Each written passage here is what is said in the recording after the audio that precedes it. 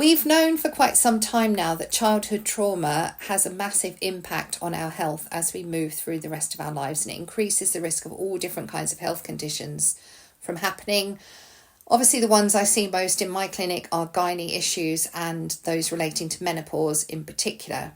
And there's lots of different reasons why this can happen, but one thing is that as you move through adolescence, the hormone changes actually affect the way that the brain works, and it will file away all of that childhood trauma quite deep in the subconscious mind, because you will soon be having to take on adult responsibility. So you might be paying a mortgage and rent, or holding down a job, or building a career, and you may even be raising a family, and you haven't got time for all that trauma to be playing in the background. So it files it away neatly for you so that you can get on with adult life. That's all very good until you reach perimenopause, where the same hormone changes happen but in reverse. So you've packed away your trauma in adolescence and it unpacks itself in perimenopause. And this is why very often women can get very extreme anger, irritability, anxiety, depression, insomnia, mood swings. All of these can happen, but they can be very, very severe. And even PMDD as well, which is like very extreme premenstrual syndrome. But the symptoms are much harder to manage and live with, and women can actually become suicidal at certain points during the month. So it's pretty serious. The issue is that the woman is not consciously aware that this is what's going on. So she's saying things like, I don't know why this is happening. I'm not an anxious person. I'm not an angry person. I've never been like this before. And I don't know how I can be, fine 1 minute and then off the scale the next. And often this is what's going on in the background. So there are a number of things we can do to help in this kind of situation.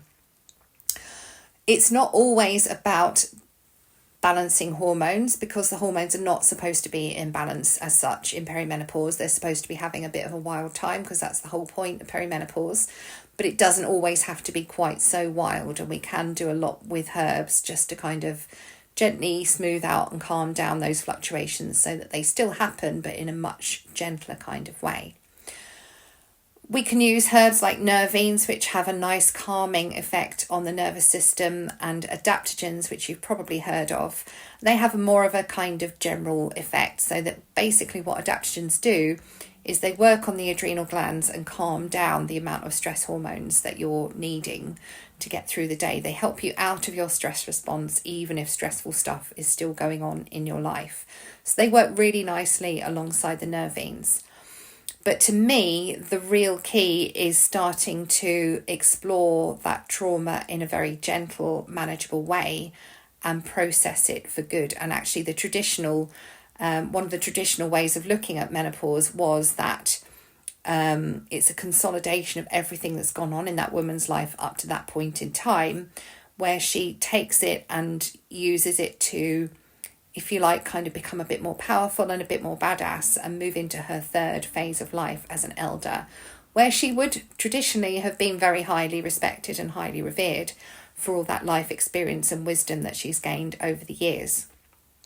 Part of that is dealing with the skeletons in your cupboard, and we've all got them to some extent or another. So if you have been affected by major childhood trauma, it's not necessarily the case that you have to go in and relive all of that and dig it up and go through it all again, because there are therapies available where you don't have to do that, or you do it in a very gentle, controlled way.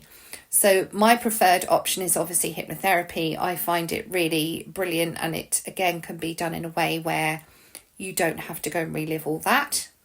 EMDR is another really good option. Particularly if you find a very competent therapist. It's very effective, and it's basically, someone described it like you're being broken down and rebuilt in a better way, and I've had it myself. I'd say that's exactly what it's like. Some people find talking therapies really helpful. That can take a very long time, but if that's your thing, that's fine. And there are other techniques as well, like EFT, emotional freedom technique. So, there's a lot of different options available. But to me, it's about being truly holistic, and we can use the herbs to work more on the physical level, but we will always need something to work on that psycho-emotional level as well. And often it can be a life's work. You'll do a little bit on that front and then you'll leave it for a while, and then at some point in the future you might feel the need to come back and do a little bit more, and that's all fine. But this is part of what happens, particularly as we reach perimenopause, and it's just worth being aware that that's what might be going on if you're getting particularly extreme symptoms. So I hope you found that helpful. I would be really grateful if you could like and share this, because I'm sure there's other people out there who need to hear it. I'm Hannah from Herbology, and I will see you again soon. Bye.